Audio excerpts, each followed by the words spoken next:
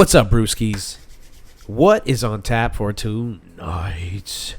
We're going to talk about what actually became one of the biggest fight night cards or mixed martial arts cards in the history of Netflix and in the history of fighting. I think it was like a pretty monster big. night. Pretty big. All things considered, the Netflix MVP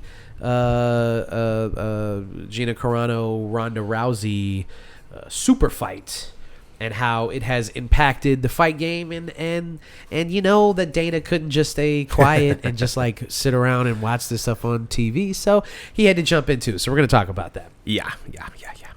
Speaking of petty men, we have to talk about Drake. Yeah. He came out with not one, not two, but 3 albums that everybody has been talking about recently. You knew we were going to jump in here. Yep. And last but not least, some good news. The Halloween Horror Nights houses are being slow dripped. They know what they're doing to Blood us. dripped. And you know what? Should I tell him right now, or should I wait till we get to it? Ooh. Should tell him now. Okay. Bring people in. Yeah. Right? Yeah. That's what you're supposed to do. Yeah. Algorithm and all that. Yeah. Algae rhythm. The algae rhythm. Sinners. They're making a sinner's house. And before you say anything, shut up, because we have to get into this beer. Okay. And we have to get into this show proper. So, without further ado, this is episode 495 of the One Beer In podcast.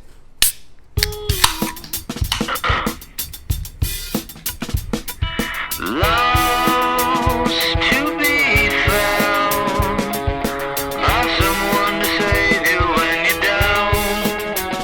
Yes, I'm bored when it's bright out. So bored when it's bright out. 4 to 5 a.m. takes me to a place where I fit in.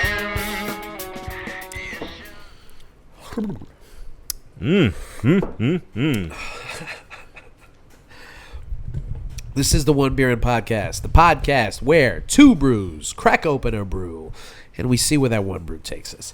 My name is Marco Dupa, and with me, as always, the great and powerful Adam Obesius Rodriguez. Yeah, buddy. And Adam's going to tell you a little bit more about what we're drinking tonight. I sure will. This is the Magnanimous Brewing Juice Lord Willing, a quintuple India Pale Ale. You heard me right, quintuple. With Citra and Mosaic hops.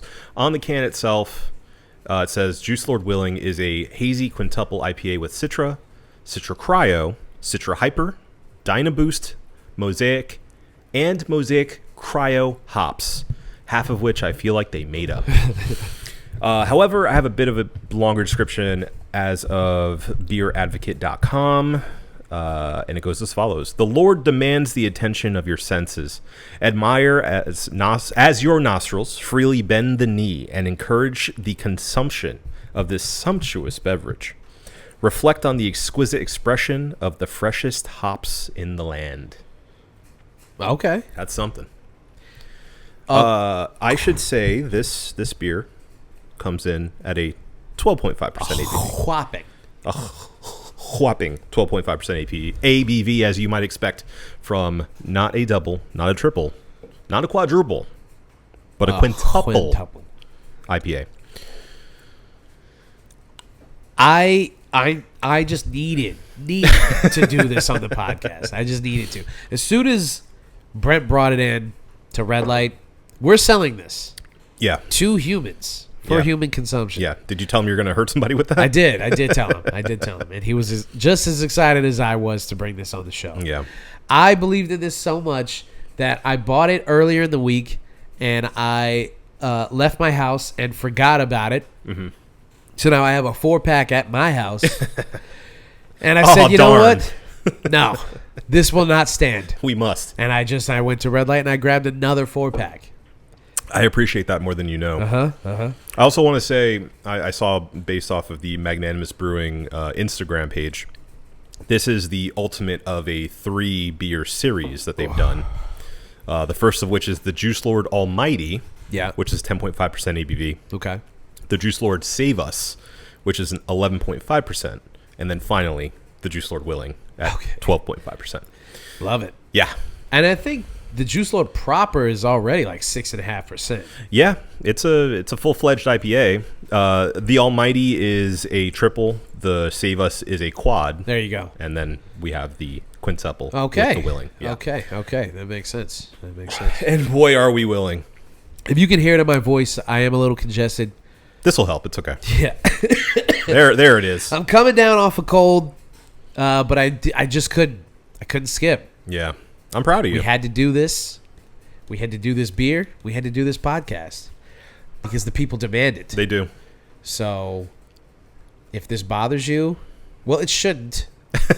God, get over yourself. Please. And just let me do my thing, okay? Let me get busy, all right? Watch what he does. Let's get it.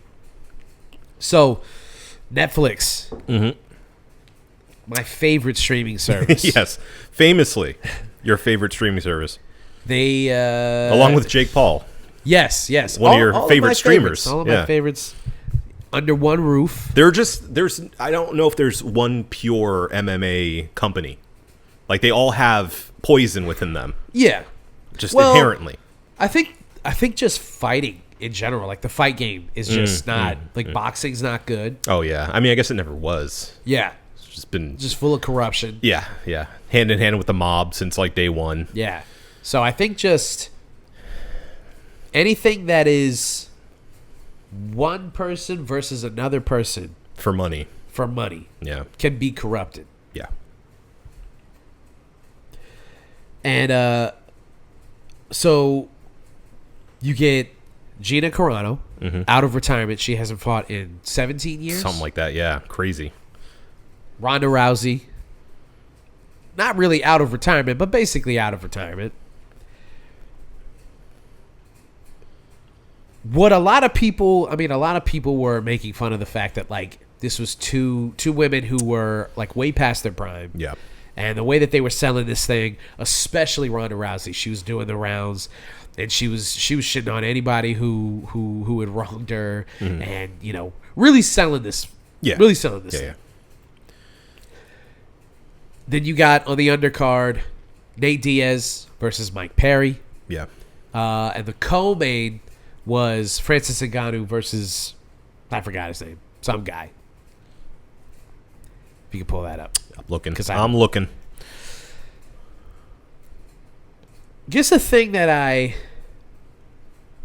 first and foremost, the thing that I really, really want to, like, I guess, get across is that from the onset, the way that people were talking about this card was really negatively, right? You've got Ngannou, who is still a motherfucker, right? Yeah. But not really facing the top of the heap when it comes to competition. Some people think that he's kind of just collecting a check at this point. He's being fed tomato cans. You got Nate Diaz, who fan favorite, but a guy who, way past his prime. And you got Mike Perry, who's been basically doing, backyard wrestling, i.e., bare knuckle boxing. Yeah. And admittedly having success, some would say more success in bare knuckle than he's ever had in the UFC. Still fighting and winning, making money. Hey, enough to get him this card, this payday. So for everybody involved, hats off to them. Yeah. They were able to parlay people's curiosity, morbid curiosity, and hate watches, and then pure fandom for some of the people that were part of this card. Yeah. Into what became one of the biggest cards ever, if you listen to the Netflix metrics. Yeah. Right? By the way, his Ngannou's competitor was Philippe Lins. Philippe Lins. Do you have the numbers for the card, or just the card? Well, according to Yahoo Sports, let's see here. It broke sports all-time U.S. viewership record. Let me click on that link and see what it says. 17 million globally at its peak. The most ever, Ronda Rousey versus Gina Carano shatters the U.S. record for most watched MMA event ever. Peaks at 17 million globally. Yeah. So that's big. Huge, some would say. Huge. I think in the era of streaming, I think it's just tough, man. Excuse me. We have to start like thinking and looking at these things way differently. Yeah. Like, again, kudos to everybody involved. And for the rest of her career, Ronda Rousey will be able to say that she had, unless it's surpassed at some point, she will be able to say that at least she has the biggest night in fight sports ever. Yeah. Right? And she was the main event. Right. It was the card was based on her and Gina Carano. It's such a tough way, it's such an unfair way to look at these metrics. If obviously, and this is not, I'm not breaking any ground here with what I'm about to say, but like, if we had Netflix when like Tyson, Lennox Lewis, of course, you know, or even like you go back any further, like, you know, the massive boxing matches, or if the UFC was using a more malleable, because like the idea that it peaked at 17 million viewers. Yeah. So at any given moment, they were looking at these metrics, and then at some point, it hit 17 million. Stop and the that count. was the number. Right. And I think that that's just such a cop-out way to look at these numbers. Yeah. I mean, they do get into the average viewership, which I think peaked at 12 point something million. Still impressive. Still very impressive. Still impressive. Now, you know, I agree completely. I think we're talking apples and oranges, especially looking at, you know, the era of pay-per-view. Because obviously that was an entire speed bump for people that some never got over, or you would do what, you know, we would do, which is just get all your friends together, chip in, or, you know, bring drinks or food. Yeah. And you all sit around the big old fat back TV and watch it, you know? Now you just need one person with a Netflix subscription. Right. And, you know, Netflix, I think, is still, if not the one of the most popular streaming services globally. So if you're just scrolling on Netflix and you just pop in. Yeah. There's a live event happening on Netflix right now. And I'm sure, you know, they're promoting it like crazy, too. So you just, I'm curious. And, Let's see. You know, Ronda Rousey is famous. Gina Carano's famous. It's like, oh, check this out. See what's going on with this. Yeah. If I had a Netflix account, even though I'm not a fan of like really anybody involved except for maybe Nate Diaz, I like Francis Ngannou too. I like Francis. I probably would have like popped in just to check it out. I watched it. Well, there you go. Yeah. I just you're part of the 17 million. I am. And yeah, I mean, I watched the entire thing basically because I was like, it's on and I have it. Why not? Right. You know, it's a rare moment where you can just watch live MMA in that way as things used to be. Inconsequential, like just being able to be like, yeah, I'll just pop it. I'll just throw it on. You know, it. obviously nowadays you could say the same for the UFC and Paramount Plus. Yeah, now you But can. Paramount Plus is no Netflix, my friend. No. Most people don't have Paramount Plus, I would say. Right. So, you know, I don't know. There's a novelty to it still. Yeah, and have they had any like huge cards on the Paramount Plus thing yet? I think they probably have had at least one numbered pay-per-view. Yeah, I'm sure they have. I don't know. I wonder how they're going to do the White House card. You think that's going to be on Paramount Plus? Yeah. Oh, for it has sure. to be, right? For sure. That's the whole thing. Honestly, I'd be a little surprised if they didn't try to find a way to broadcast it on, satellite, Right. just to get it in front of as many people as possible. Because really, at the end of the day, this is just a PR thing for the UFC and the Republican Party and MAGA and et cetera, et cetera. Did you see the WWE got involved? No. They're going to have a fan expo thing. At the White House? The White House card, yeah. Oh. I think it's going to be over the weekend. I don't know if it's going to be actually at the White House, but it's a part of... Because, TKO. Yeah, it makes perfect sense. I'm not surprised. Yeah.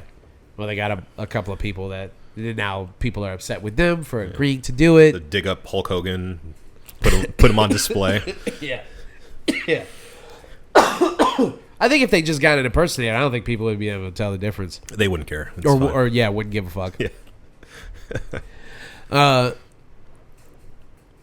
So they peak at 17 million, averaged 11.5. Mm-hmm. Massive. Yeah. The actual fights themselves, though, because that's the real meat and potatoes of this whole thing. Yeah, the product. How was the product? How was the product? Yeah. In a word, predictable. Yeah. Almost every single fight, I believe you could have bet the over, or the favorite rather, on pretty much every fight. Yeah. I didn't watch the undercard. I don't know what happened with the lower card. But at the top of the card, you could have bet the favorite on pretty much every single one of them. It went how it should have. Yeah. Which is, I guess give the people what they want. But that's the thing is yes, and I guess that's a good strategy for your first big event, and clearly it was. Clearly it worked. But as a fight fan, I think the matches, the matchups, were horrible. Yeah. I think they were not good, and that the proof's in the pudding. Obviously, I don't think there was much thrill to be had in that card. In general. Let's get real, man. Gina Carano. Yeah, no. What are we doing? Ronda Rousey. What are we doing? What are we doing? What are we doing? Yeah. That fight ended in 17 seconds. Yeah. Ronda Rousey took her down and hit her with her finishing move. Her finishing move. Yeah. Got her in an armbar almost instantly. Yeah. No. Gina did not look prepared. She looked like somebody who hadn't fought in a decade. Yeah. Over a decade and a half. Yeah. Right. Yeah. No. So I'm not surprised. Gina Carano didn't even have that long of an MMA career before she parlayed it into acting. Yeah. Anyway. Yeah. She was, too beautiful to just be an MMA. She was too talented. Well, and how could you pass that up? Would you rather be punched in the face and have to sacrifice your body every day, right? Or or be in a fucking Disney in the Mandalorian? Yeah, it's fine. So I'm not surprised, but I'm just this was a super fight that should have been made 20 years ago. Yeah. And she's a legacy act at this point, and they kind of both are, really. And I guess I'm just so shocked at the fact that it did so well, because so many people were talking shit about how they weren't going to watch it, and that's a waste of time and all this stuff, blah, blah, blah. And yet, it did numbers. I guarantee half the people that were talking that loudly about it at least tuned in out of curiosity. But what does that say about the future of these cards when morbid curiosity shatters records? Why would they stop there? Well, what it says to me is that we don't have superstars in the UFC anymore. Yeah. And there is a vacuum, and therefore we're getting, maybe calling it a sideshow act. Maybe that's a little too strong, but just short of that, where it's this performative kind of oh, let's see these legacy fighters come back for one more it's like the WWE thing. Yeah. Except they actually have to fight. Yeah. Yeah. It's hard enough to do a performance in the WWE. But if you're older, out of shape, or inexperienced, out of experience for 17 years, it makes it that much more difficult to put on a good show. Yeah. So, I mean, even a wrestler coming back after 17 years is like... Yeah, crazy. Yeah. Crazy. There's got to be rust, right? There's got to be. Yeah. Still, you're putting your body on the line regardless. Yeah. So, yeah, I mean, it tells me that the future is going to suffer in the product portion, but probably err more on the side of spectacle than anything else. Well, and everything surrounding Jake Paul has been spectacle. Absolutely. And so it's not surprising. And love him or hate him, it's worked. Yeah, it's worked. Every single time. I mean, we're just, it just feels like every single thing that we like is just, dies. Yeah. It's just like the grifters get in and they go, oh, all we have to do is... Let's wring this dry. Yeah. And make it worse for everyone. And that's where we're at with this. And the UFC, it's not like they're... Well, okay. Let me say this. Dana White can say whatever he wants, but it's clear that the wheels are in motion to try to win back the fans that they're losing. Yeah, absolutely. And nothing makes that more apparent than what they announced and how they announced it. Yeah. UFC, what, 4? Wait, I don't even know what number they're at now. Let's see. What was the latest UFC? That would be UFC 328. Okay, so I was right. 329. I had that in my mind. I was like, maybe I thought they were past that already. I thought they were in the 400s. UFC 329. No. That's the... Now I'm all confused. I'm all mixed up I'm all now. mixed up, baby. Okay, hold on. By the way, I just want to point out that you're not helping me at all. I'm so sorry. I'm looking. UFC 329 is the card. Okay. So why you couldn't just fucking kill it? So yeah, we've got a bunch of fight night cards coming up. We're at 328. You got Allen, Costa happened already. So we've got 2 fight night cards. Then the UFC Freedom 250. Then another fight night card.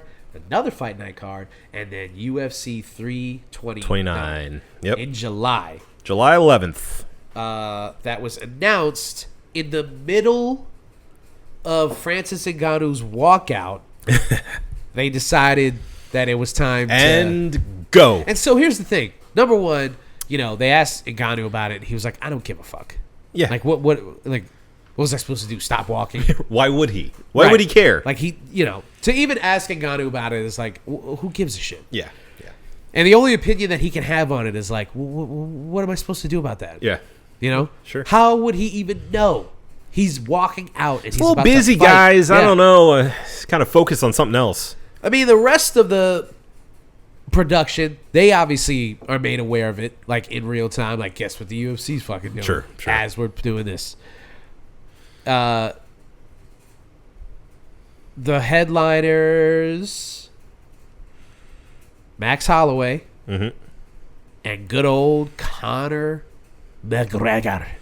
A man we've, I think, on this show, doubted ever coming back to fighting. I still don't think he's coming back.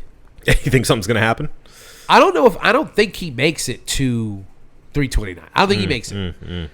I wouldn't bet my life on it. Yeah. But I strongly do not believe that he is going to be that he is going to stay on the up and up to make it to the... Yeah. I mean, him and Chandler had been announced for like, what, a year? year and a half. Yeah, that's true. Like, that had been a thing going on. He'd been going back and forth with him. That was Now, supposed to be a thing. I will say, I think the UFC learned their lesson with him, and that's why this announcement came so late, because they were probably hedging their bets on him flunking out before it happened. Well, I mean, it's not like they have any guarantees. Sure. He has to just physically make it to the fight. Yeah. I don't know. I mean, And against Max Holloway is crazy. yeah. I will say, smart. Sure. If you're trying to, grab eyeballs, get people to pay attention to the product again, McGregor Holloway too. smart. Electric Boogaloo. The thing is, I don't know why I did that. Like walking. The thing is, The card doesn't happen until fucking July. yeah. You've got like 6 other cards before we even get to UFC 329. Yeah. Not to say that that's going to stop anybody from watching it, but announcing it when they did, I guess the point I'm making is they very so obviously were trying to use the Netflix MVP thing and trying to drag eyeballs, even though everybody involved is like, well, we can't announce a fight just because Yeah. this thing's going on. Like, we can't announce a fight all of a sudden. It's like, brother. We know what you're We doing. know. Yeah. And honestly, I would appreciate more if Dana was like, fuck Netflix, fuck MVP, Yeah, and yeah. fuck Jake Paul. Yeah, we announced it right in the middle of their Yeah. card. You know why? Because their card fucking sucks. And we got Conor McGregor and Max Holloway to come back and do it again. And that's going to be more exciting than anything that's on that fucking card. Yeah. Like the guy, who's the guy, the British guy who the boxing promoter. Fuck, we're spacing on his name. Don King. Yeah, if you Google boxing promoter, the first thing that comes up is Don King. Of You course. don't have to finish it. Of course. British. They know exactly who I'm talking about. Come on, give it to me. Give it to me. Eddie Hearn. That's what I'm talking Hearn. about. Eddie Hearn. Yeah. That's what would have been his approach. I think that would have been Dana White's approach like 10 years ago. I don't. It's different now. Well, again, I feel like he is trying to walk back a little bit of that brashness, and try to Interesting. even kill it a little bit. Why do you say that? Because of his entire thing of saying, "Oh, the UFC 250 isn't political." Oh, we're not. When people ask him difficult questions, he'll kind of like hand brush it away. Now it seems like more often than not. Most of the time, he just says, "I don't give a shit." Yeah, exactly. That's what I'm saying. He says that instead of talking shit. Yeah. Which I feel like was maybe his only endearing quality. that he did As talk a shit? promoter, was that he did talk shit. Yeah. And he spoke his mind freely. Yeah. But it seems like he is being like somebody talked to him. I feel. Yeah. Like maybe he went to a class and like learned some business acumen. I mean, But he's got dad to answer to now. TKO is I mean their hands are in everything now. Yeah. There was a report that, like, I don't know if we talked about this on the pod, but there's a report that they're basically making all the creative decisions in WWE. Yeah. If they're not making the decisions, they're the ones approving the yeah, decisions. yeah. They're signing off on it. Yeah. And so when they come in and they're like, we want The Rock back, or we want this legacy guy, or you know what I'm saying? Like, Yeah, figure it they just out. have to acquiesce to Find a TKO. way to make it work. Yeah. That's where you get the billions of dollars. Mm-hmm. You get an investment group like TKO, well, they're going to come in and they're going to be like, well, why can't we have Bret Hart? And it's like, well, because he's old and fried. Like, yeah, but the Saudis really like Bret Hart. Yeah. And I, to your point, and I don't really think about this until you said it. And, No, I'm pretty smart, you know. yeah, maybe it is TKO Group, sticking their heads in and being like, how about you shut the fuck up a little bit? Can you write the ship? Yeah. How please? about you look at the numbers? Yeah. How about you look at the fact that, like, we're hemorrhaging fans Yeah. and eyeballs because we can't build stars anymore, because we've been so shitty to everyone. I mean, we let our freak flag fly. Hey, you guys won the election. You were there. Yeah. Now, Sorry, it feels like every episode We get back to this pit, we yeah. just have to, but Yeah. it's All roads lead. It's permeating through everything, man. It's Yeah. like you can't look anywhere. It's you can't the do anything zeitgeist, without it. brother. I mean, But what you are have to gonna look do? at the fact that like approval is down almost across the board. Yeah. And just a year ago, they were dancing in the streets. They were putting it in people's faces. Yeah. You know, the UFC, TKO, and WWE to a lesser extent were just like, I mean, we're MAGA. What do you Yeah. what are you gonna do about it? You know, it's fucking, It's a living. It's awesome. I mean, we won the election. We run everything. Right. Like, it felt like for a moment they were thinking, yeah, we can finally we don't have to worry about the liberal media. Right. We can do anything. We can do anything. Yeah, there's no repercussions. And so they did for a long time. Yeah. And now you're starting to see what happens Yeah. when you excommunicate half the country. Yeah. Because whatever you want to say about, you know, the left, liberals, Democrats, what have you, when they make entertainment, even if they make fun of conservatives, it's never like, you know, these people are like bad people, or like they're no matter what you know. Now, if you have bad politics, bad opinions on things, if you think trans people shouldn't exist and things like that, then yeah, I mean, that's where the direction of that joke is going to go a little harsher. Yeah. But yeah. just having conservative views is not going to, you know, liberal-made entertainment is not going to just shit all over. But more so than that.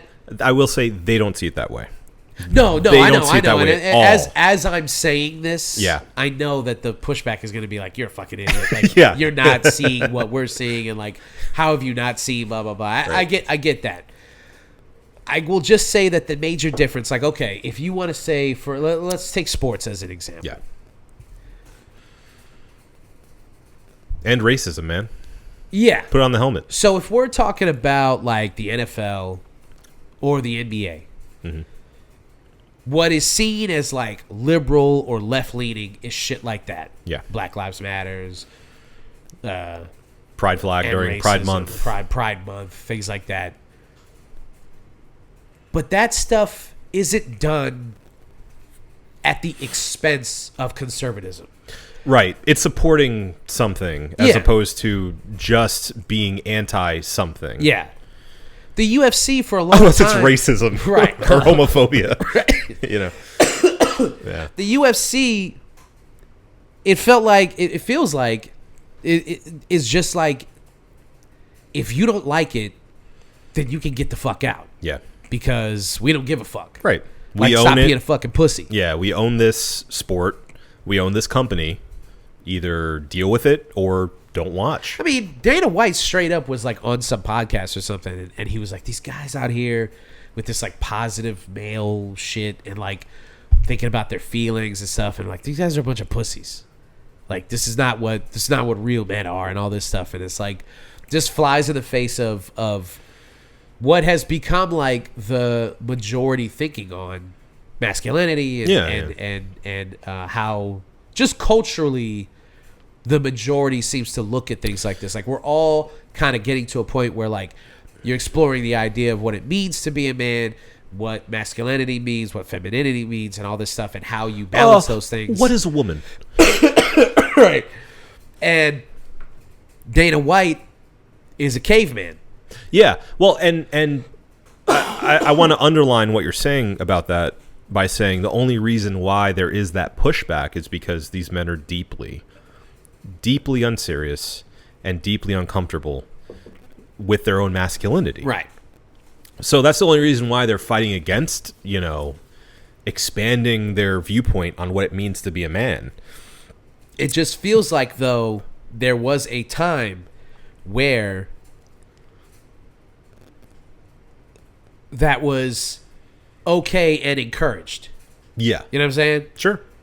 I mean, it's a tale as old as time, isn't it?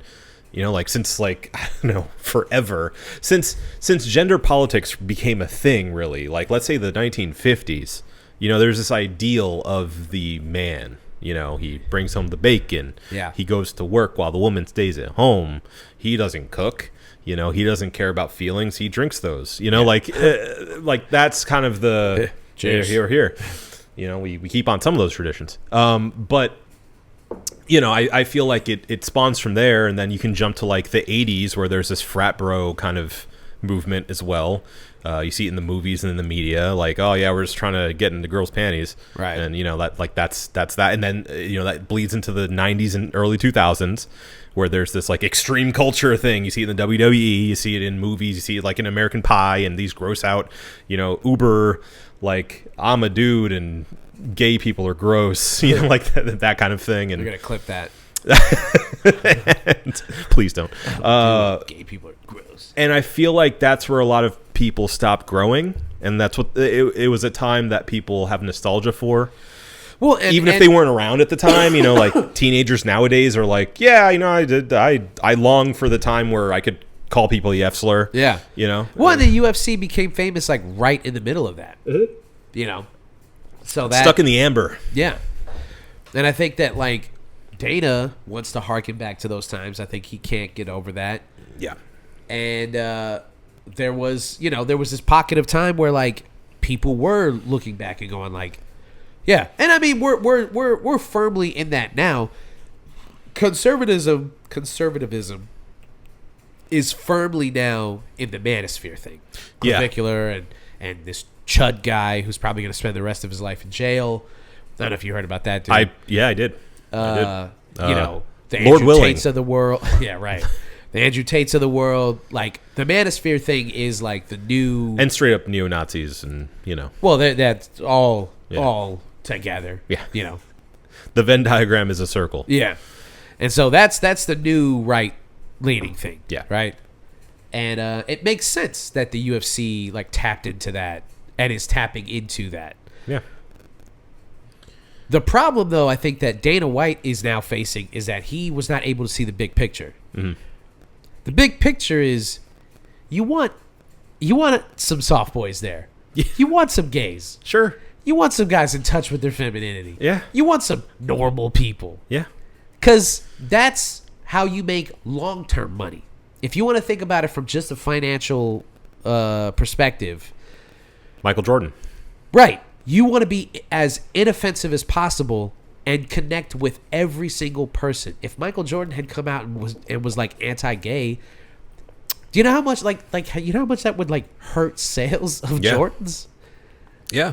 You know what I'm saying? Like it is a quantifiable thing to just not shit on half of the people that would consume your product. See, but you know the problem is it cuts both ways, because within that specific example of Michael Jordan, it was in the context of saying, you know, he's not going to talk badly about conservative values and about, you know, racism and sexism and things that are generally seen as more liberal leaning values and things they fight for, because it would hurt sales. Right. So it goes both ways. You know, it is. I don't see that as an ethical decision. It is purely a monetary one. 1,000,000%. It is business only. Yeah, 1,000,000%. You know? I don't think that Michael Jordan. He's probably not a good dude. Like, like politically, he's probably not like. He probably doesn't have good morals. I mean, yeah. I think though. I guess I think you can get that vibe just from how great he was at the one thing he did really good. Yeah. It's like, everything else is probably a train wreck. Yeah. And I think that the point is that Dana's misstep was not seeing the forest from the trees when it came to that. When it comes to sports, you always have an out when it comes to this kind of stuff. You don't have to be outspoken. You don't have to give your opinion. You're Shut an up and athlete. dribble. Yeah. You have that built-in excuse to just shut the fuck up. Sure. If you don't want to deal with the consequences of the things that you say. Yeah. If you're a UFC fighter and you're like left-leaning or liberal, you're going to face the consequences of like most of the fan base being like, this fucking sissy, Sure. you know, blah, blah, blah, blah, blah. That would be the consequences of speaking out in that regard. I'm sure that there are liberal fighters who are just like, it's not worth the trouble. Certainly not. Certainly not. They know who their boss is. Yeah. They know who's in the stadium half the time. Yeah.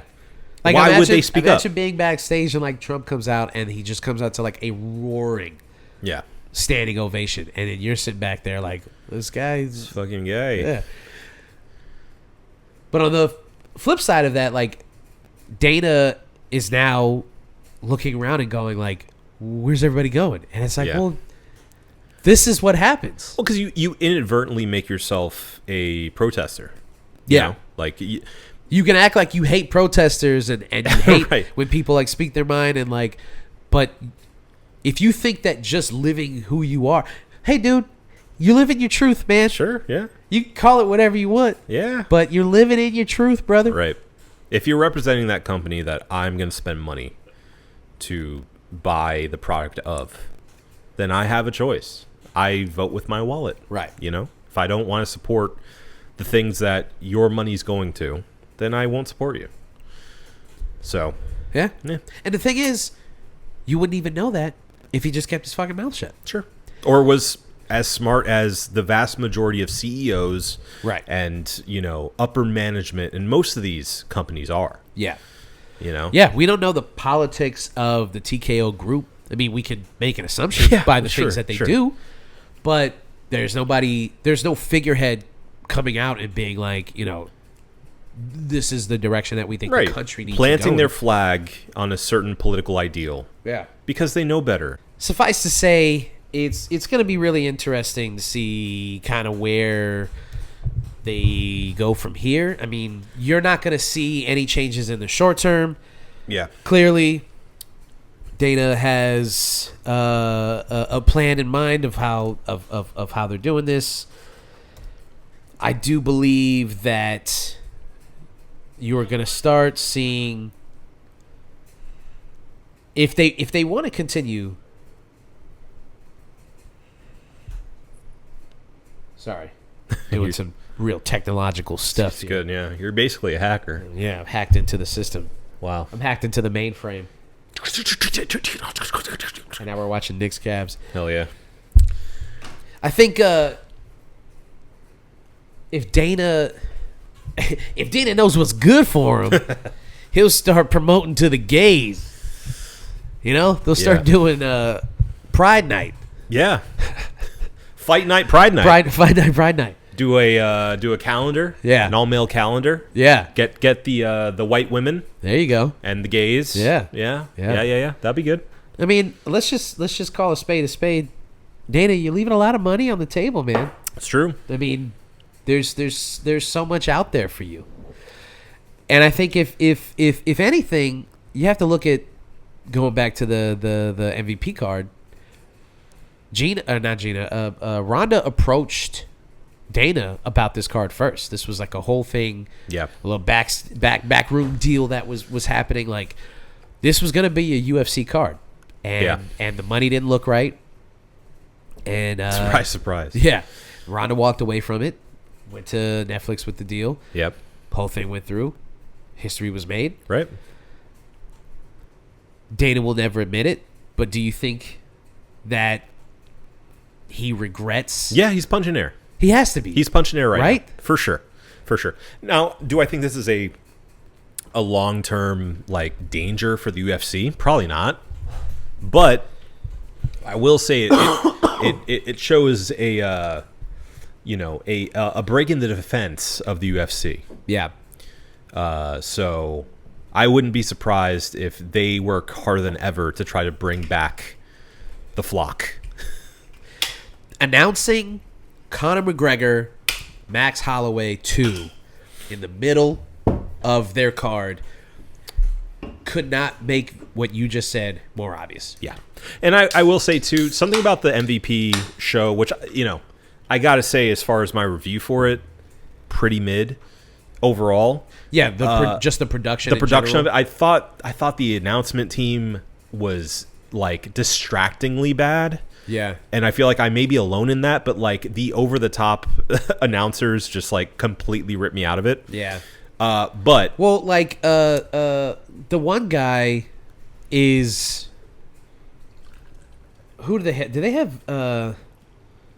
fuck. I got to be honest. I don't even know who it was. One of the guys is pretty famous. Hold on, let me find. But continue with your point. Well, my main point in reviewing it is that I want to say I appreciate how much they underscored how much of a focus this show had on paying the fighters equitably.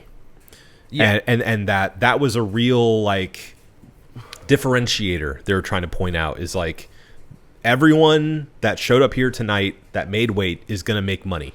They're going to leave making enough money to feed themselves, you know? Yeah. So I thought that was good, and I thought that was a unique way of kind of sticking it to the UFC and making you feel good about their product. So I'd like to see more of that. Yeah, I mean, that is one thing that you have to, no matter what, you have to give it to Jake Paul. Smart enough to look at the writing on the wall, or maybe rather business savvy enough to look at the writing on the wall and understanding that one of the probably the biggest talking point around fight sports has been fighter pay. Yeah. Because of the UFC. Mm-hmm. Swooping in and being like, you know, like fucking Suge Knight. Like, if you want to get paid, you don't want Dana White dancing all in the videos. You don't want to have to worry about this, that, and the other thing. Come to Death Row. Right. And it worked. Yeah, it did. And I mean, especially pairing up with Ngannou, who, you know, that's kind of his main quest right now is to be paid fairly. Yeah. You know, I think that was very, very smart. Yeah. So, you know, props for that. I'll give him that. Yeah. Mauro Ranallo. Okay. He has been announcing fighting for years and years and years. Yeah. He's gone back and forth between, like, you know, I don't know if he's ever worked for the UFC, but he's definitely worked for other fight promotions. I know he's worked for like One and PFL and stuff. Yeah. Big wrestling guy. I can tell. I can tell. So that's, I don't want that in my MMA. Yeah. Like the similes, the analogies, like I was like, what the fuck are you talking about, Mauro's man? a great wrestling announcer. I'm sure he is. And I think he got the short end of the stick when he was when he was with the WWE. I think he was great. Yeah. But yes, I agree. Yeah, it's distracting. I mean, even I was watching with Sherry, and Sherry's not a big MMA fan. I don't know if you know that. No. But even in passing, like as she was watching it with me, she's like, who are these what is going on with this announcement team? Yeah. I was like, yeah, I don't know. Well, it was Mauro, and it was also our boy Kenny Florian from the Robot. Kenny Florian's fine. Yeah. Kenny Florian's fine. Yeah. I like Kenny. Kenny. Yeah. It's all right. Anyway, the fallout or consequences, however you want to look at it, should be interesting to see what happens, because you can say whatever you want, Dana, but apparently he can't.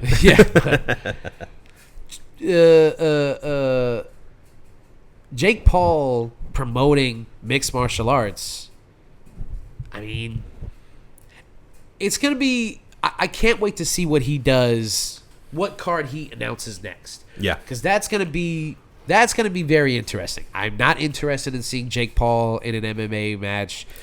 Yeah, which he teased and and I'm not into that. I'm not into seeing like Tyson back in the ring whatever. So it is going to be interesting to see like how he kind of parlays the success of this card, because right now this is like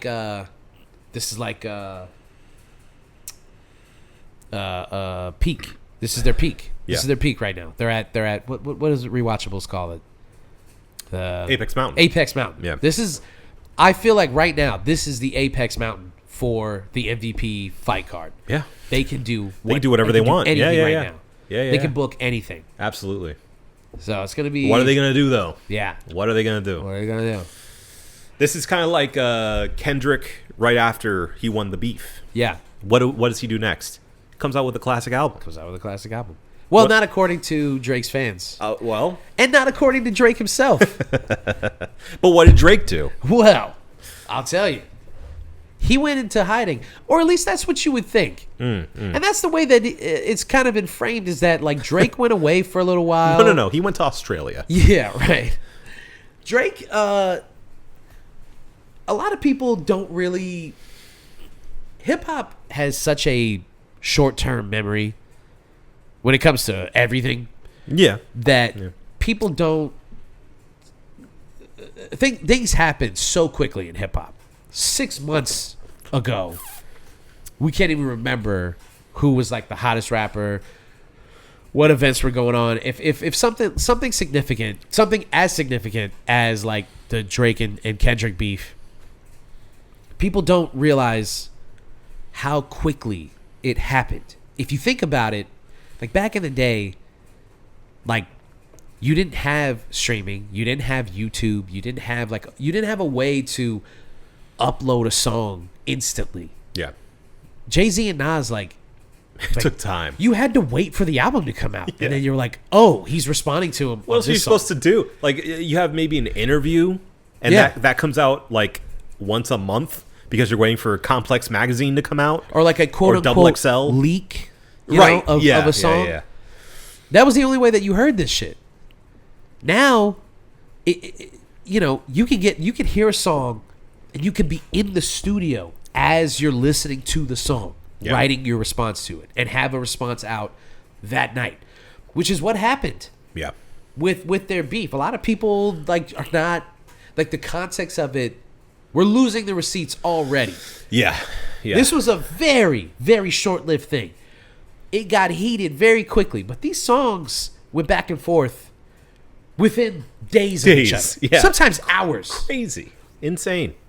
So we're not going to rehash the whole thing. Yeah, yeah. You guys know what happened. There's episodes for that. There is episodes we- for that. we We co- actually we covered covered it, it like yeah. in real time. Yeah, So you can go yeah. back and listen to those.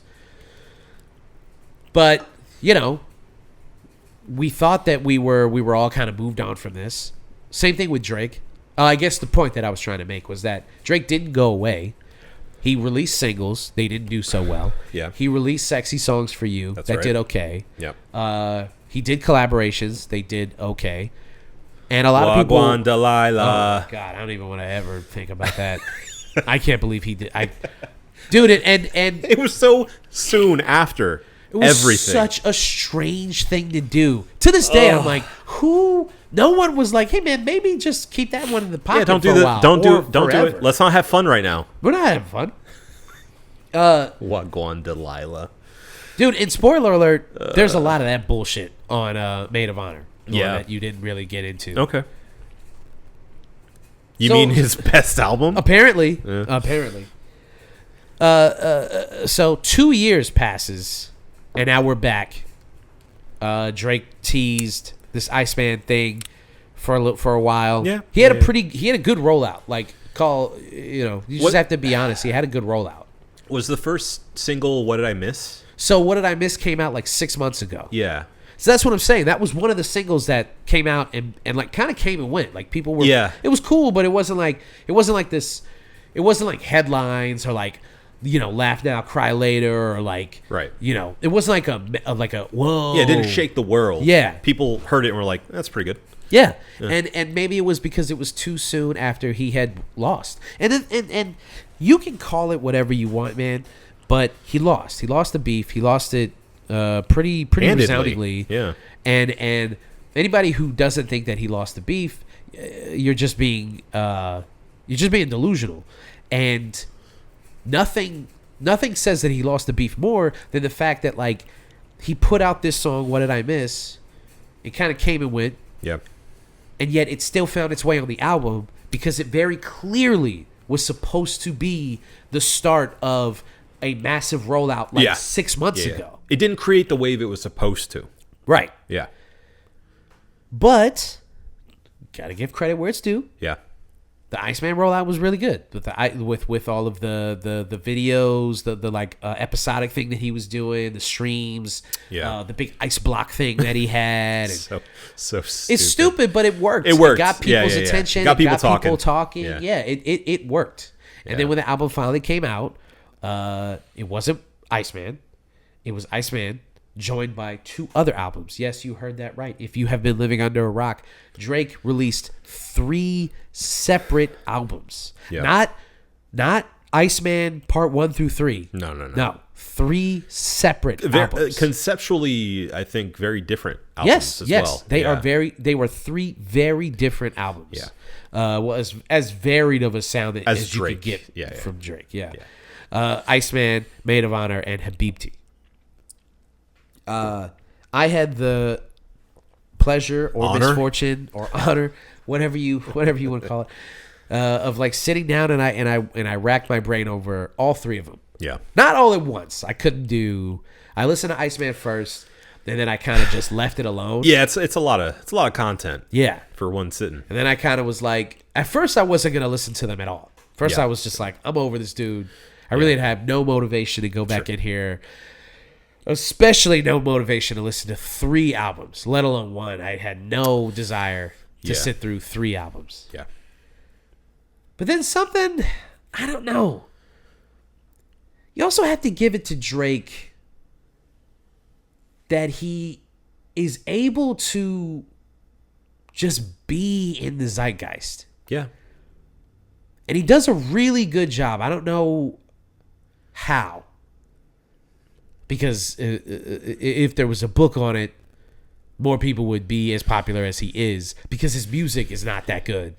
It doesn't make sense that he's one of the highest streaming artists of all time. Well, it's because he created sort of I mean, obviously this is my hypothesis on Drake, but he, I think, very wisely figured out that he was a pop artist. Yeah. And appealed to crossover success and rode that wave as long as he could. Yeah. And every once in a while he dipped his toe into something like If You Can Read This, or you know, even now Iceman, where it's more hip hop focused, more like bar focused. But I think people who are as objective as possible about his music understand the fact that like his lane and his most success came from being a pop star. Yeah.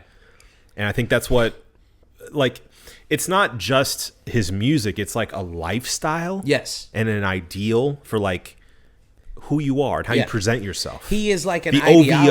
OVO. Yeah. The OVO thing is like, it's short of a cult, but it's like, it's more than just the music. Clearly. Yes. There's a cult of personality around him. Yes, that's what it is. He represents more than just being an artist. There's a whole... There's like a luxury to him. Yeah. There's a sensitivity, but also, I mean, an iciness, if you will. Yeah.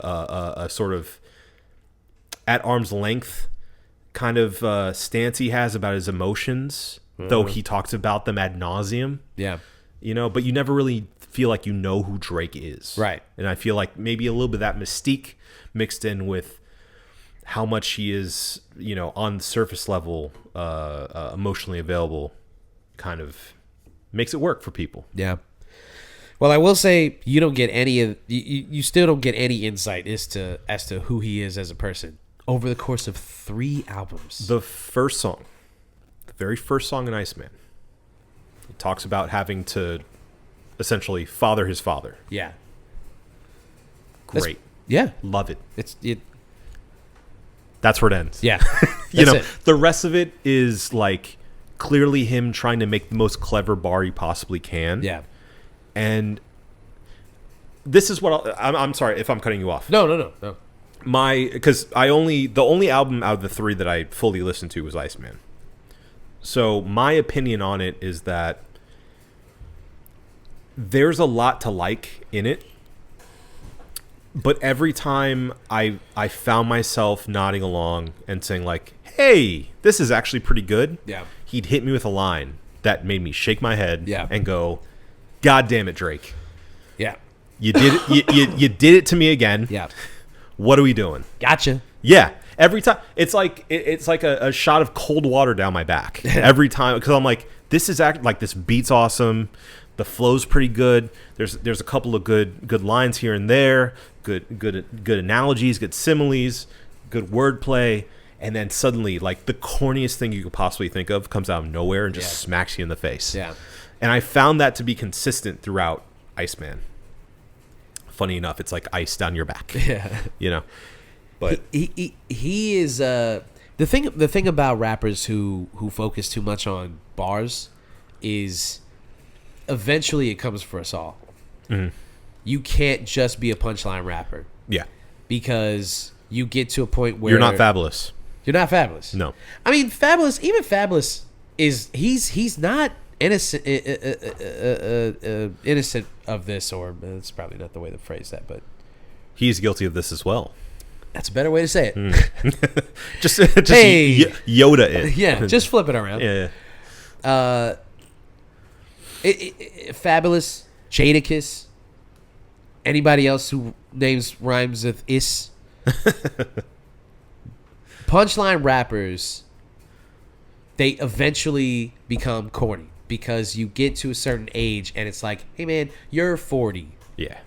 and you're still trying to go, I do this like this, like that. Like, you know why though? It's because you lose touch. yes, that's exactly why. And Drake is almost 40. He clearly has been in his feelings for the past year. And I think that led to an amount of even more disconnect from art, from legitimacy, if he had it in any time. Look, I'm not saying that as a dig, because what he did was clearly very successful before the beef. And I'm not a Drake hater. I want that on record. I've enjoyed some of Drake's work very much. Yeah. Not necessarily for me personally, but a lot of it. But you know, there's some stuff I actually really enjoy. Yeah. But I just feel like this time has not done well for him away from things. I mean, pseudo away. I think actually he should have taken more time away. Yeah. And really dug deep and come back with something that's not related to any of this stuff, except for how it maybe impacted him, maybe, if that. Because what I'm getting is like diet clap back from Ja Rule. Yeah. You know? Yeah. And it's just sad. Like, yes. Yeah. There are so many references to the beef and the many beefs that Blood he in My had Eye, at was the that the time. album name? Yeah, Blood in My Eye. Yeah. We gonna clap back. We gonna clap back. No, you're not. No, well, maybe if you would put that song out and that album out like a year prior to that, or even 2 years prior to that. We're thinking about clapping back. Yeah, we're gonna clap back eventually. 2 years in the grand scheme of a beef that was only really like a week long. Yeah, is a long time to be away from it and to come back and be like, it's like being in the shower and being like, that's what I should have said. No, that would have been perfect. Right. That's what that whole album is. Yeah. It's just moments. Too of little, him going too late. Like, damn, I should have said that. Yeah. And he's short too. I should have talked about that more. I'm taller than him. He's like Muggsy Bogues. I should have talked about that. Yeah. And it's just like, it feels like he felt like he had to get this stuff off his chest. Yeah. No matter what. And I think that's part of the reason that's part of the motivation for dropping 3 albums. Now the rumor is that he dropped the 3 albums to get out of his UMG deal. Right.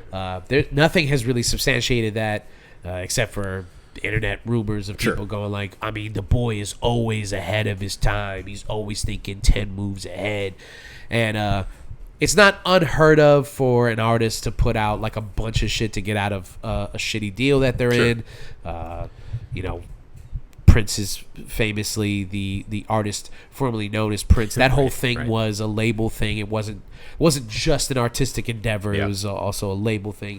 And there's countless stories of artists doing this. So this isn't really like unprecedented, groundbreaking. Which is crazy. I think they took his name. Yeah, he couldn't be Prince. Yeah, it's wild. He couldn't put an album out as Prince. Yeah, are you kidding me? Just be the symbol, dude. Drake should have just been the symbol. The artist formerly known as Drake.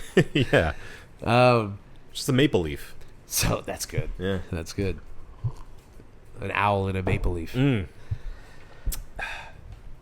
So on Iceman, that's pretty much the breadth of what you get from the album. Is a lot of like shoulda, coulda, woulda. Yeah, Too Little, Too Late. I did like a lot of the production. Again, there's a lot to like in it, but I just feel like it just, again, it trips over itself every time it gets some momentum. Well, let me even just say this. I rated it a 6 out of 10. I don't think it's a bad It's not album. bad. No, I'm not saying it's bad. Yeah. I'm not. And certainly I think it's. I'll say I think from what I've heard, at least from his latest oeuvre of music. Yeah. In the past, I don't know, 3 to 5 years. I think it's the best he's come out with in a while. It's better than most of the stuff that he's done in the past couple years, for sure. Yeah. Yeah. So contrary to what Anthony Fantano thinks. Yeah, he has his own. Like he's got clearly he has personal beef with the man, you know. Yeah. With the boy, excuse me. The boy. So yeah, take that with a grain of salt. But I don't know. I think I'll say it's between okay and good for me. Yeah. I'll quickly give you my thoughts on Maid of Honor and Habibti because I did listen Sure. to both of them all the way through. Maid of Honor, I'll say this. Not nearly as bad as the internet will have you believe. What's the what is it? What's the vibe? It's essentially it's essentially like house and Miami bass kind of music. I might like it. It's not like musically it's not terrible. Like Yeah. I was shocked when I finally listened to it all the way through. Yeah. There's some like corny lines. This is a guy who's nearing 40, and the kind of stuff that he's talking about is very. It's an immature album. It's not very deep. You're not really gonna get anything interesting out of it. You won't leave it thinking about it after you're done with it. But in the moment, like there's definitely some spots on the album where like I was driving around and I was just like, this is kind of fire. Okay. So it's really not.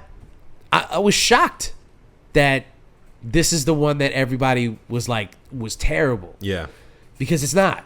Habibti is the one that's terrible. See, and that was going to be my question because everything I saw was that Maid of Honor is the worst.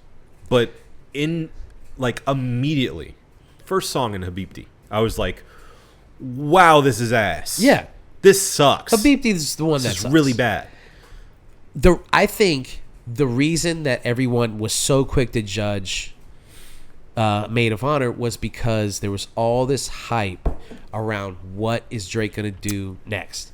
Then Iceman comes out, and that seems to be like the proper album. Yeah. It has the hits on it. It has the most rapping / singing. Like it's the most balanced. The It's most the references. most traditional. Yeah, he's talking about things like actual things going on. That seems to be like the 1A of these albums. Yeah. Maid of Honor goes in a completely different direction, and it's just like I'm not going to talk about any of that shit for the most part. I think there are a couple of little references here and there, Sure. but for the most part, I think he just kind of goes, He's short. yeah. I think he just kind of was like, I just, I Let's do a I've been silly making one. these fucking dance hall songs, and I've been making these Afrobeat songs and these house songs and shit. Yeah, and I'm like, why don't I just put them all on one album, and that'll be that. Sure. And I think that is the reason why people turned on it so quickly. I think that they were, and also if you look at the album cover, the album's called Maid of Honor. The album cover is this superimposed picture of his mom, his dad, and himself.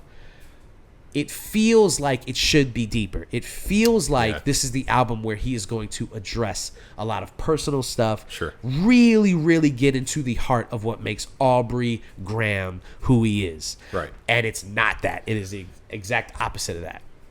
Which is, I think, a critical error.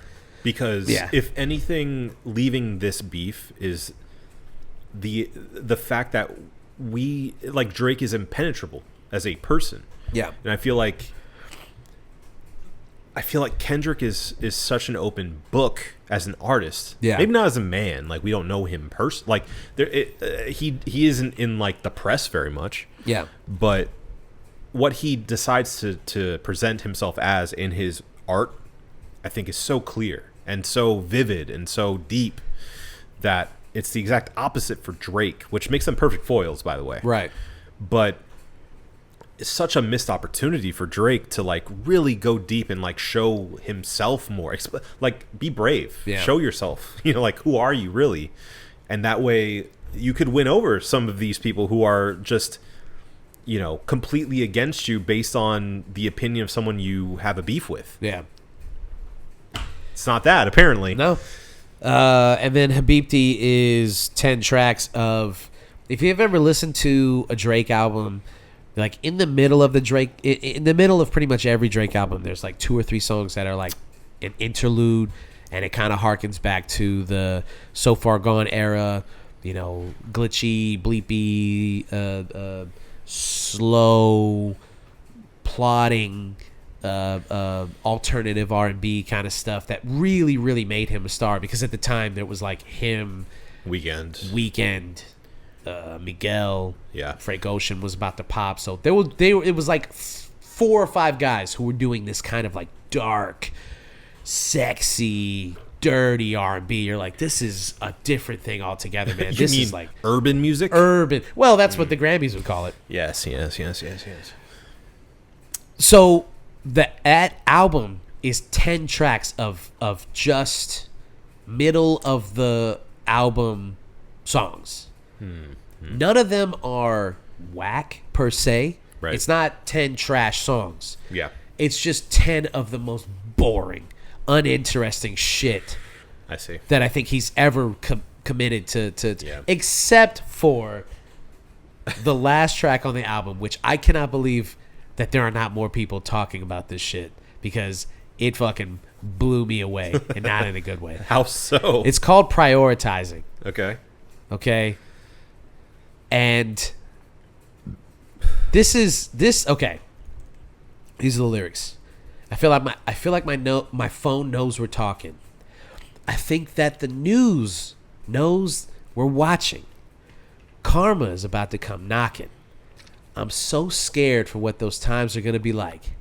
AI used to be some guy we tried to be like. Oh, no. This song, for like the first 30 to 40 seconds, he's like trying to make a point. Yeah. AI used to be some guy we tried to be like. Next line. Ladies used to be free before 10 every night. Okay. Now they got you all in a line standing outside. They want me on my last leg, some Terry Fox vibes. You don't have a gag reflex. It's blowing my mind. 4 lines away from talking about politics, he's talking about a chick sucking his dick. Yeah. Prioritizing. That's what the name of this song is called. Hate when people compliment you on your perfume. You said, why I hate it? Because I smell just like you. Next bar. Politicians, villains, they're all one and the same. So much we could question, so much they don't explain. You want to go live 9 to 5, oh my days. 50K on one bag, you're having your way. Roof over your head, priorities drift away. Deep, man. This song is all over the place. I was working out, and I like stopped and sat there, and I was just like, I cannot believe that he has taken this moment to address politics, to address AI. Not like that. I mean, I was like, how is this not like making headlines? How is this, no pun intended. How are not more people going nuts over this fucking song?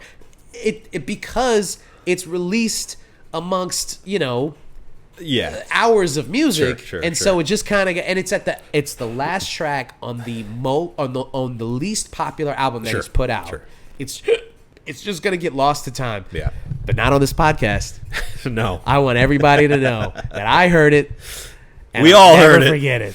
Yeah. Well, now I gotta hear it. So there you go. Unfortunately, yeah. I feel like, without listening to it, but from hearing a lot of reflections on this triple album release, I feel like it's yet another symptom of, or situation in which, the double album comes out and it's good but not great. Yeah.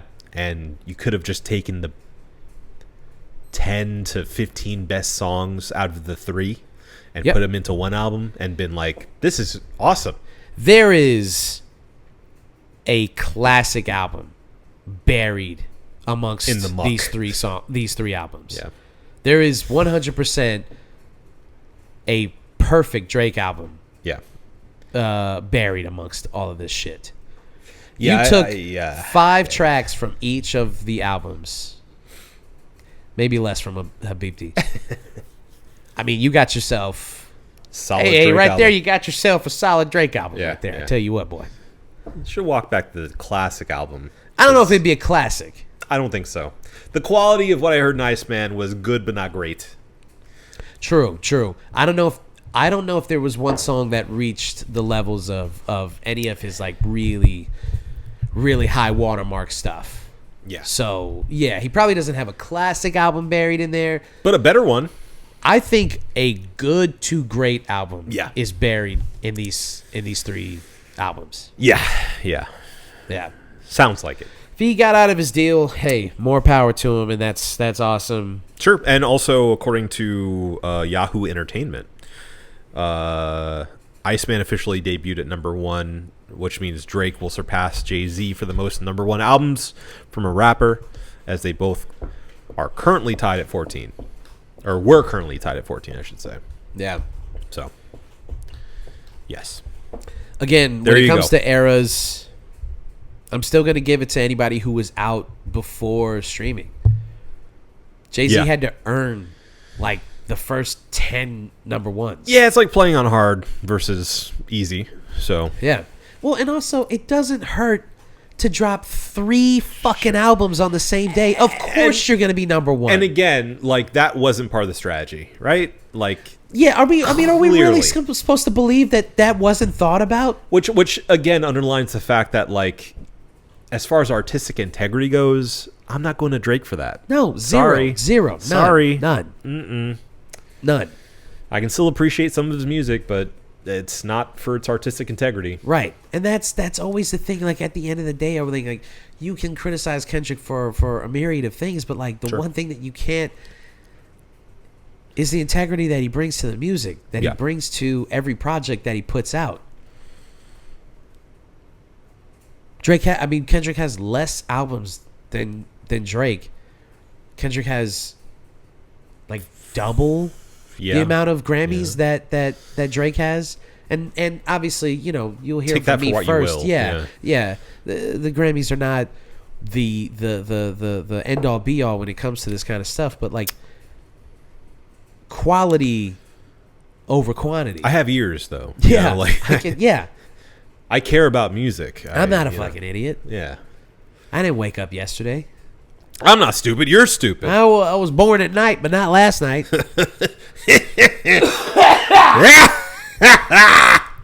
All right. All right, let's talk about Halloween Horror Nights. Do it. Halloween and summer. Yeah, dude, it's not even fucking July. Nah. They're already announcing houses. This isn't the first one, right? They've announced some other stuff. Have they? Or is this the first one? I think this is the first house. I think that there was another house. I don't know. My No. fingers on the pulse here are pretty good. No, they announced the theme. They're bringing Jack back. They're bringing Jack back. Yeah, that's what I was talking Yeah, yeah. about. That's what I was. You see that in the teaser for the house itself, too, because there's a big tent Yeah. in it. So, yeah, they're bringing Jack back. Surprise, surprise. But So that's I'm cool. Happy about that, yeah. Yeah. Classic. Classic. Yeah, Can't yeah, go yeah. wong. I mean, I'd be happy if they kept him the entire time. I don't, like... He should just be the mascot. He He is should the just be icon the of guy. Horror Nights Yeah. to me, Yeah. It doesn't get better. No. But yeah, so they just today, as of recording, announced that Sinners is going to be the what I believe to be the first house announced officially by Halloween Horror Nights, Universal Orlando. Universal Orlando. So, I mean, huge news, first of all, because a lot of times it seems like these IP houses tend to be kind of cash-ins for just whatever property that Universal wants to promote. But this feels different. It feels like they're doing this because they saw Sinners and was like, this is awesome. It would make a great Horror Nights house. Yeah. Let's go ahead and keep the train rolling on Sinners. And in fact, like do the opposite of what usually happens, which is like they'll do a Blumhouse house because a new Blumhouse movie is coming out. Instead of promoting the movie, they're promoting Horror Nights via the popularity of the movie, which I find really interesting because I don't remember a time they've done that before, except for like, you know, the classic horror monsters like or the slashers like Jason or Freddy or whatnot. Yeah. So interesting move by them, especially being the first house they announce out the gate. I am shocked that this is the first house, but it does kind of feel like it does feel a little like they're aping on the success of the movie. Yeah. Oh, Just sure. The fact, not just that they understood the quality of it, but that they are seeing the financial success of like Michael B. Jordan's coming off a historic Oscar win. Yeah. And then you swoop in and you go, hey, come to Orlando. Come check this out. You can live it. Yeah. You know, black, white, Puerto Rican, we don't care. You can dance at our juke joint. Puerto Rican or Haitian. So I agree, but at the same time, I feel like it is not a stretch at all to do the juke joint as a Horror Nights house. It makes perfect sense. I agree with that. Perfect sense. And I think in a more hypothetical situation, if we were like talking about what could be good houses, Yeah. we probably would have talked about the juke Sinners. joint Yeah, and Sinners. yeah. If we were like, and I guarantee you, we probably would have on this show been like, yeah, but they'll never do something like Yeah. that. Well, I think it is a little interesting they're doing that given the like explicit racial elements of the movie itself.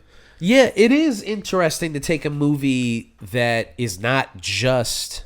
I mean, I guess no, that's not true. I mean, they've done like really dumb horror movies before. Mostly, yeah. Yeah, so it's not any stretch to say that like, you know, they mostly lean towards like just dumb horror movies. It lends itself perfectly to like the slasher movies and like 80s. Yeah. You know. I mean, they have done, I guess my point is like they have in the past done movies that have like undertones of different points that they're trying to make. Yeah, they had the Thing house, so it's like They had a thing house. you know, Red Scare kind of stuff, but even that's not as, I guess, hot of a topic as There is racial it's animosity. It's hard to remember them doing something that is so overt in what it's talking about. Because Yeah, it's usually goofier. yeah. Not to say that vampires aren't goofy, but Yeah, you know. yeah. But the metaphor, I guess, is usually a little more buried. Yeah. And with Sinners, it's pretty. I mean, for everything that you could say right about Sinners, like what it's saying Yeah. is like it's right there if you're watching the movie. Absolutely. I will say, I think my theory on this is, as a big Halloween Horror Nights fan, stan, some would say. Some would say. Some would say the biggest fan. Did you see what he said about his son? He's not going to the wedding. Not just that. That he was like, I've known him a long time. Dude, he said that about his own son. Known him Yeah. a long time. Hope their marriage lasts. Yeah, it's great. Hope it's a good marriage. Known him a long time. Thanks, man. Sorry, I just saw that when I was on my way here. Which son was that? Don Jr. Wow. Don Jr., The bro. namesake? Not the Mongoloid that Yeah, he had. yeah. Don Don Jr. Jr. Wow, the namesake. He cares that little about Don Jr. He Wow. cares that little about every other human being in his stratosphere, bro. He doesn't care about people at all. Except Epstein. But you would think, right? But you would think Don Jr. That'd be would- the guy. would get some props. Yeah. He's clearly a disappointment. Yeah, He gave him the name. He wants me to go. I got other things going on. Does like too much cocaine. Iran. That's what Have he you said. heard of it? Yeah, he said like. Have you heard of it? Have you heard of it? Iran. Oh man, Speaking of horrors, so funny. yeah. God damn it, man. Yeah. So funny Yeah, to say that about your own son. If it wasn't real, it would be guy you named. hilarious. Don Jr., your namesake. You're not going to his wedding. He was like, Because then he was like, they'll kill me if I go. They'll kill me if I don't go. So I'm not gonna go. So I'm not going to go. That's the funniest way to frame it. Like, regardless of what I do, they're still going to kill me. So I'm fuck not it. going to go. God damn it. That's so funny. So my choice is to watch Fox News all night instead. God damn. Amazing. Anyway. Yeah. It's gonna be in the history books. Holy shit. So funny. But yeah. If a friend or family member was like, they're gonna be mad at me either way, so I'm just not gonna do it. I'm just not gonna go. It's like, no, man, that's not the right answer. I know they'd really appreciate if I did show up, but I'm not gonna do it. I'm not gonna. Yeah. I'm not gonna. Right. So, damned if you do, damned if you don't. You know what I'm saying? What are you gonna do? All right. Okay. So the point I was getting at. Sorry. It's okay. It's all right. This is fine. This is fine. What I was getting at is that my theory is that because a lot of what Horror Nights is they like to reuse a lot of stuff, right? They like, that's the whole name of the game. That's how they save a ton of money. Is they like keep a bunch of like props and knickknacks and stuff. Sure.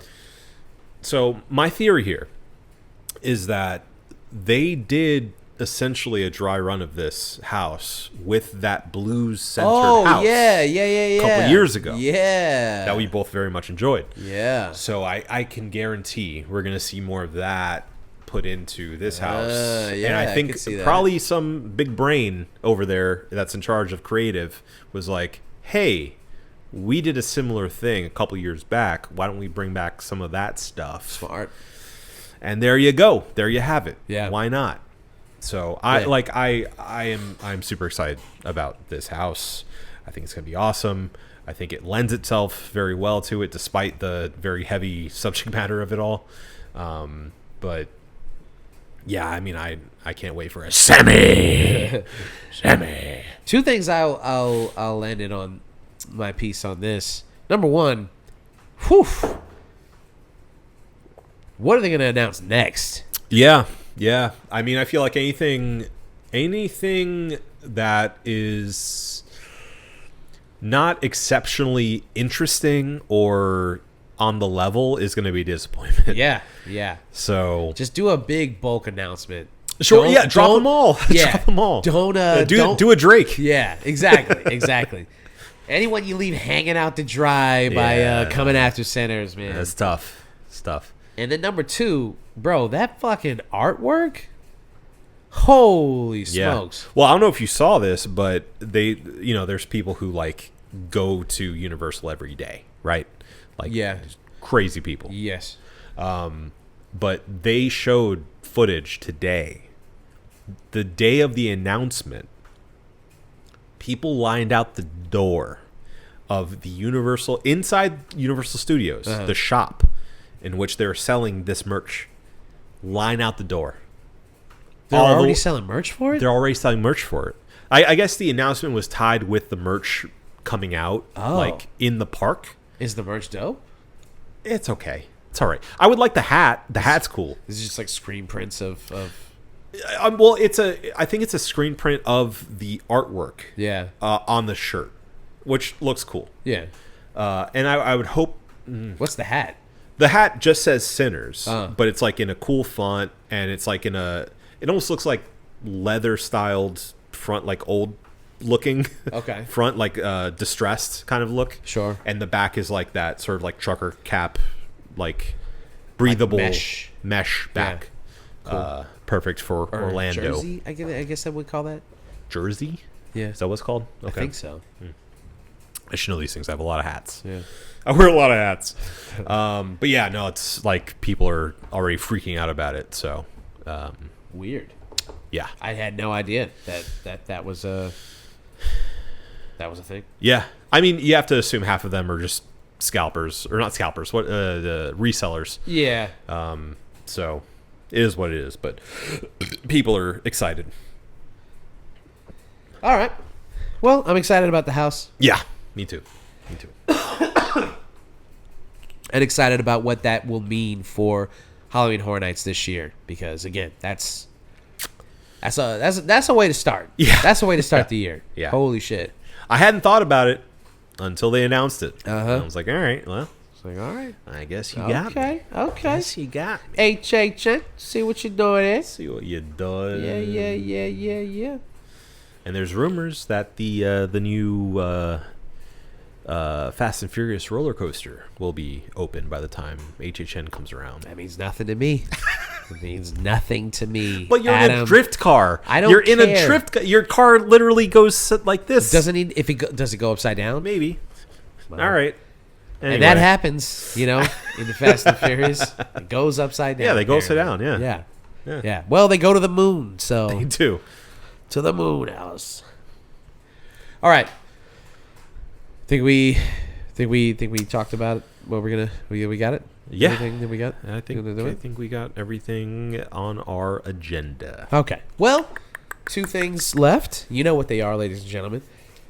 And if you don't, well, welcome to the fucking show. 495 episodes. It's now times. It's now times. It's now times for the cheers of the week. Yeah, so, buddy. Obi, you want to start us off with your cheers? I would love to. My cheers of the week goes to The Boys. Oh, the boys. The Not Boys. Not the boy. The Boys. Yes, The Boys just finally concluded Yes. its final episode in its final season. There's been a lot to do online about how people feel about it. Seems pretty divisive overall, but what I like the most about it is that it's exposed a lot of idiots and a lot of Nazis, including Elon Musk. Yeah. Yeah, I love the effect of a show that on face value is so stupid and so like, I don't know, like so obvious in its tone, its thoughts, its meaning. Like everything is so obvious to the point where it's like, we get it. Yeah. But apparently some people don't get it. And I think that with that show in particular, that's what's so like, it's so obvious. Yeah. But it's like, they have to keep doing it because people don't fucking get it. Apparently. And I was taken aback by the fact that so many people were talking about how it ended. And, I won't get into spoilers, obviously. Yeah. But a lot of people were upset. In general with, like, I don't know, the sort of message of the story. People are calling it woke. People are saying, oh, you ruined all these characters that were these badass, like, ultra masculine prototypes. Yeah. And to that I say, that's the exact point of the show. Yeah. What are you talking about? Yeah. We're watching different shows, clearly. It wasn't perfect, but I thought it did a good job of tying up everything that it needed to. And they're clearly going to do more. The Boys. It's just not going to be The Boys. It's going to be spinoffs and whatnot. Yeah. Which is fine. But I really enjoyed it. I loved the ride of it all. I thought it was a lot of fun. And it's aggressive, annoying TV, but I overall enjoyed the ride. So cheers to The Boys. Isn't it interesting when a TV show as big and popular as The Boys like actually comes to an end in a timely fashion? Yeah. To do like what, 6 seasons? Yep. 6 seasons? Yeah. Smart. I agree. And I think it was clear any longer it would have overstayed its welcome. I feel like they ended when they should have. Yeah. So, yeah. Happy about it. Happy they landed that ship. I think there are some shows that are maybe like a little too short. A lot of British TV. Yeah, definitely. And Series 1, Series 2. Well, the stuff that like and the stuff that like gets canceled too quickly, that sucks too. For a show like this to be as big as it was, as popular as it was, and to still be like, yeah, but we got to land this plane. Yeah. And we keep flying. We've got a beginning, middle, and end. Let's finish it off. At least the main story. You know, we can go other places. There's doors open for that, but let's make sure this is coherent and makes sense for a story. Yeah, respect. Yeah. Respect where it's due. Yeah, Because it could have been Walking Dead. Walking Dead. Yeah, Yeah. absolutely. Another comic book TV show. Right. Which to mention, apparently, from what I've seen from the comics versus the TV show, I mean, they did wonders for storytelling. Yeah. As far as the comics go, because what the fuck was going on there? Yeah. Everything I've seen about that has been like, huh? Yeah. What? Yeah, it's wild, man. It's Huh? wild. I did a little bit of research on that. I read some stuff about it and like what they do in the comics and like what some of the characters were supposed to be. Yeah, it's like, I don't like that. Yeah, I don't like that. Pretty bad. Yeah, It's pretty I don't bad. like that. Pretty bad. But yeah, I think it's pretty well known that like they took basically the bones of Yes. the comic and was like, there's a good idea yeah. buried in this pedophilia and all this. Like, there's a good idea Yeah. somewhere in here. Sure. And they were smart enough to pull it out. They dug it out of the dirty asshole of the comics. Yeah. Yes. Yeah. Yes. Yes. Yeah. Yes. All right, my cheers of the week is going to be a quick one, but it's May 21st as we're recording this. When it comes out, won't be, but very clearly. Yeah. But cheers to Biggie Smalls. He was born May 21st. Nice.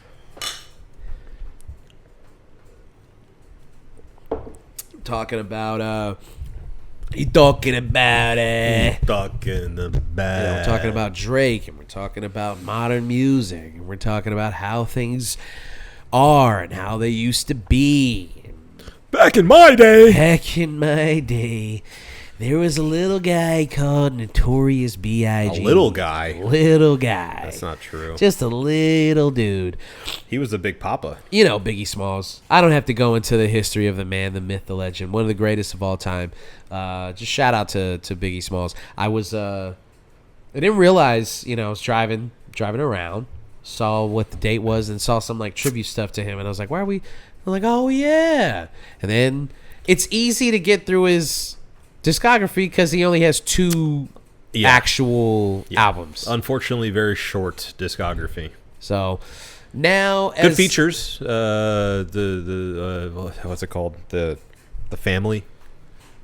The Diddy album, Yeah. the one afterward, I Yeah. forget what that was called. Yeah.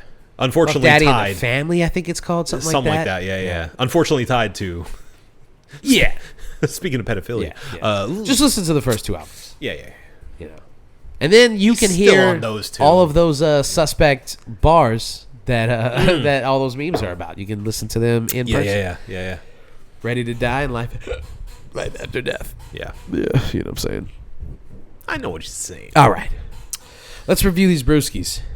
This from the Magnanimous Brewing, the Juice Lord Willin'. We skipped tier 1 through 3 and got all the way to 5. The quintuple. Yeah. It is a quintuple IPA, 12.5%. Obi, what'd you think? Yeah, I really enjoyed this. No surprise. Yeah. Right. I think on the back end it does bite me a little bit. So for that I need to dock it just a hair. It's biting back a little bit. Yeah, but I mean, kind of to be expected with something this strong.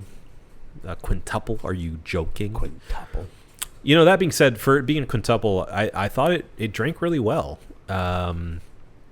Very piney, very I don't know, has all the hallmarks of a strong IPA. Has a bit of a sweetness in there, but like I'm saying, the back end is where I have to dock it a little bit because it does give me a little bit of an unpleasant.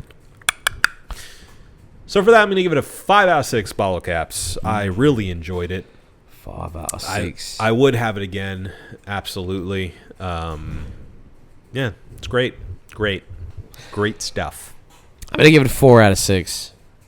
You hear 12.5% on an IPA, and your immediate thought is to be like, what? But I will say, to its credit, That was my Tim Allen. or by the way. maybe, yeah, I know. Yeah, I know. Didn't work out. I was going for it, but didn't really. Yeah. Well, I think you have committed to it because you've done a better. I can't do the high. I can't get the high. I'm too congested. My to go octave there. doesn't.